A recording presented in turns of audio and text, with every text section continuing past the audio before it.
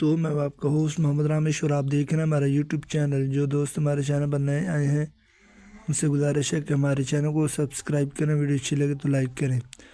Doctor Iftikhar Ahmad साहब की ज़बरदस्त और मुनसत रहनुमाई हाज़िर। गंदम की फसल को पहले पानी पर यूरिया देने से पहले का इस्तेमाल करते हैं टर्मिनल। अगर आप सल्फ़र तो यूरिया की आफियत 30% तक बढ़ जाती है, क्योंकि सल्फ़र पीएच बेहतर करता है, ज़मीन की फास्फोरस और नाइट्रोजन को ज़्यादा मुंतरक करता है, जड़ों में ग़िज़ाइयत के जज़ब को तेज़ करता है। डॉक्टर इफ्तिखार अहमद साहब के मुताबिक पहले पानी पर सल्फ़र देने से गंदम हरी भरी और मजबूत होती है। सुनिए उसी की ज़बानी। अच्छा, जो पहला पानी है दोस्तों, वो क्यों अहम है?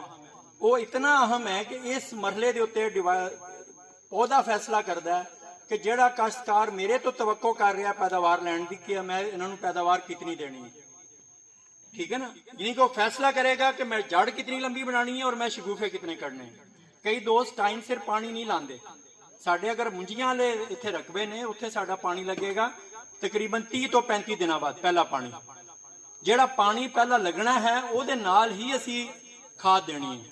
ਹੁਣ ਉਹਦੇ उस टाइम ਦੇ ਉੱਤੇ लोग दोस्त खाद ਕਿਹੜੀ ਪਾਉਂਦੇ ਨੇ? क्यों जी, ਇੱਥੇ ਕਿਹੜੀ खाद इस्तेमाल कर रहे हो? यूरिया कली पा रहे हैं, ठीक है ना। लेकिन ਅਸੀਂ ਕੀ ਕਹਿੰਦੇ ਆ ਕਿ यूरिया खाद ਜਿਹੜੀ ਹੈ ਕੀ ਹੈ? गैस ਤੋਂ ਬਣਦੀ ਹੈ। ਜਦੋਂ ਅਸੀਂ ਜ਼ਮੀਨ 'ਚ ਪਾਉਂਦੇ ਆ, ਧੁੱਪ ਲੱਗਦੀ ਹੈ, ਉਸ ਧੁੱਪ ਦੇ ਵਿੱਚ ਉਸ ਗਰਮੈਸ਼ ਦੇ ਨਾਲ ਉਹ ਗੈਸ ਬਣ ਕੇ ਹਵਾ ਚਲੀ ਜਾਂਦੀ ਹੈ। मकसद है कि जिहड़ी शै पा रहे हैं खाद की सूरत च फायदा दवे। अगर उसका फायदा असी वधाना है तो उहदे नाल सब तो पहली गल है कि असी इहदे विच सल्फर जिहड़ी है 2 बैग टर्मिनल दे नाल साडे कोल सल्फर मौजूद है। साडे कोल एक खाद है सल्फर की सूरत च। ये भी जिहड़ियां मेन साडियां खादां ने नाइट्रोजन, फास्फोरस, पोटाश। उस तो बाद चौथा अहम जुज जिहड़ा है वो सल्फर है। और सल्फर दे नूं जदों भी यूरिया पानी है, जिस फसल ਨੂੰ ਵੀ ਪਾਣੀ ਹੈ यूरिया ਨੂੰ सल्फर ਦੇ ਨਾਲ ਮਿਲਾ ਕੇ ਪਾਣਾ, ਤੇ ਉਹਦੇ ਅਸੀਂ ਰਿਜ਼ਲਟ ਜਿਹੜੇ यूरिया ਦੇ ਨੇ ਨਾ ਉਹ ਅਸੀਂ ਡਬਲ ਕਰ ਸਕਦੇ ਹਾਂ। ਜਿਹੜੀ ਉਹ ਉੱਡਦੀ ਹੈ ਹਵਾ 'ਚ ਉਹ ਵੀ ਨਹੀਂ ਉੱਡੇਗੀ।